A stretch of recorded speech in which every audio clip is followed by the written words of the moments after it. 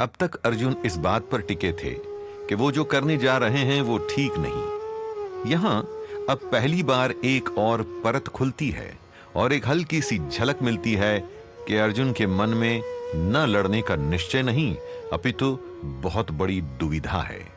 यहां वे कहते हैं कि मैं नहीं जानता कि कौरवों पर विजय प्राप्त करना सही है अथवा उनसे पराजित हो जाना सही होगा। मैं तो कदाचित कौरवों की हत्या करके स्वयं भी जीवित रहना ठीक नहीं समझूंगा, किंतु वे तो तत्पर खड़े हैं इस युद्ध के लिए।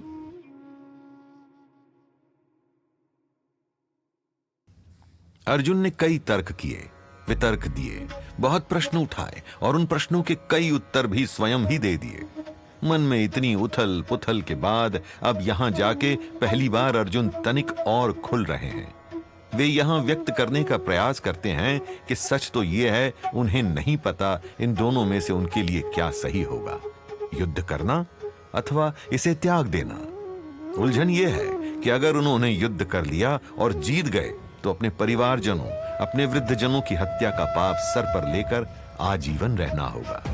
अगर युद्ध करते करते वीर गति को प्राप्त हो गए तो कर्तव्य भी पूरा होगा, पाप भी नहीं लगेगा और ऐसे में स्वर्ग की प्राप्ति होगी। ये सोचने में ठीक लगता है, किंतु युद्ध किया तो मन से करना होगा, तभी तो वो कर्तव्य पालन हुआ।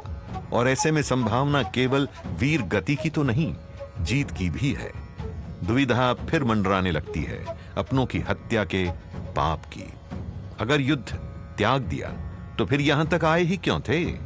ऐसे में कर्तव्य भी टूटेगा और आजीवन भिक्षा भी मांगनी पड़ सकती है।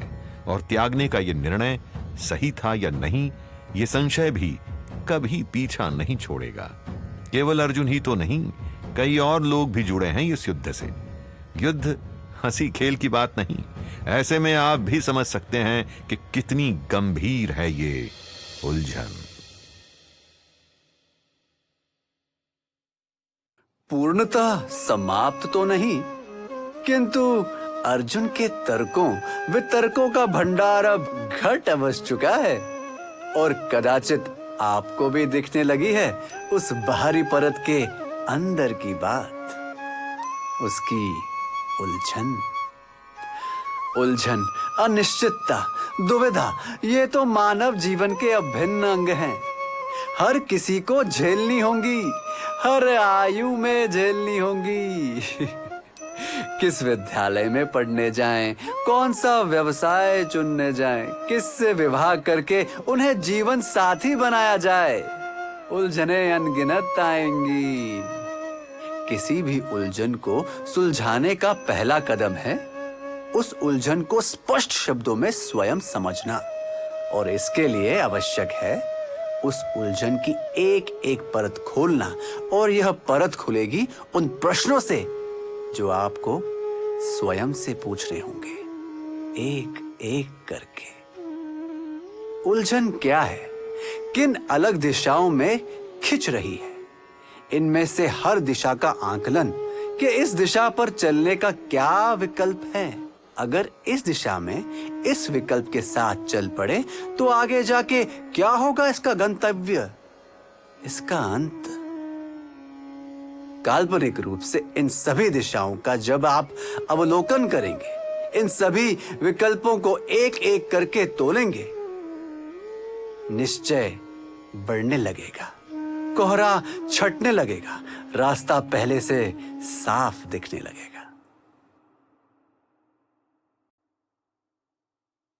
जितनी बड़ी उलझन उतना ही भीतर झांकना आवश्यक है। यूं मान लीजिए कि ऐसे में आप ही के अंदर कोई भूल भुलैया हो जिसमें विभिन्न विकल्पों की विभिन्न सुरंगें हों और हर सुरंग के द्वार पर लगा है प्रश्नों का एक ताला जो खुलेगा अपने आप को सच्चे उत्तर देने से। एक एक करके सभी द्वार यूं काल्पनिक रूप से खोलकर आप उस भूल भुलैये को पूर्णतः देख पाते हैं, उसे सुलझा पाते हैं।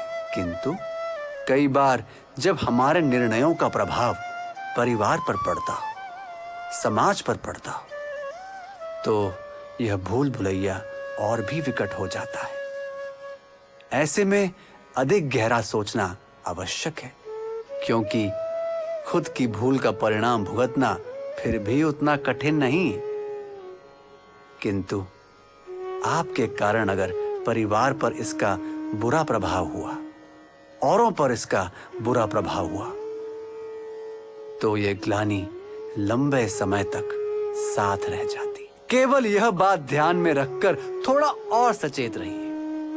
घबराइए बिल्कुल नहीं। बस यह जान लीजिए कि अनगिनत प्रश्नों का बोझ बिल्कुल ही स्वाभाविक है, विशेषकर तब जब आप पर और लोग आश्रित हों। अर्जुन तो महाज्ञानी है, महान योद्धा है, किंतु फिर भी उसके लिए यह समय बहुत भारी है। और उसी प्रकार यह भी जान लीजिए कि आपकी परिस्थिति इस महायुद्ध जितनी विकट तो नहीं, अपने स्वजनों की हत्या का विचार जितना भारी तो नहीं।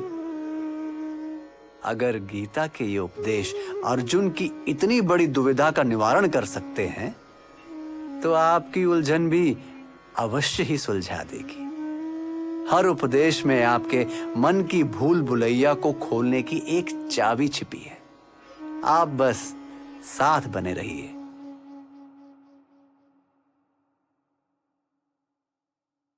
अर्जुन के सामने जो विकल्प है, हर विकल्प में है कुछ अच्छाई, कुछ बुराई। वो हर विकल्प को तोल रहा है, उसके दूरगामी परिणामों का आकलन कर रहा है, और यही व्यवसायिक जीवन में आपकी सहायता करेगा। विकल्पों को तोलना, उनके दूरगामी परिणामों को सोचना और उसके बाद निर्णय लेना, दूरगामी प्रभाव वाले सही निर्णय लेना, यही नेतृत्व का एक बहुत बड़ा भाग है। किंतु यहां अर्जुन एक और सीख दे रहा है, वो है परामर्श की, और उस परामर्श के लिए विनम्र होने की। विनम्रता महाज्ञानियों का एक बड़ा चिन्ह है। वे अहंकार में नहीं आते, कभी बुरा उलझ जाते हैं तो सर झुकाकर फिर से उस विषय पर कुछ नया सीखने लगते हैं। वे परामर्श करते हैं अनुभवी लोगों से, जैसे अर्जुन इस समय कर रहा है मुझसे। और इस परामर्श के लिए या तो कोई समक्ष प्रस्तुत हो, अथवा पुस्तकों में सैकड़ों वर्षों के अनुभव का निचोड़ होता है। कभी इस बात को सोचा है कि ज्ञान का कितना अथाह धन है इन पुस्तकालयों में, उन पन्नों के बीच छिपा हुआ। विनम्र बने रहिए, खुद तो किसी उलझन को समझने का प्रयास कीजिए ही, किंतु किसी अनुभवी से सहायता मांगनी पड़ जाए तो हिचकिचाइए नहीं। और हाँ, अपने आप को इस ज्ञान के सागर से वंचित मत रखिए। अच्छी पुस्तकें निरंतर पढ़ते रहिए, उनमें अनुभव है, कई तालों की चाबी है।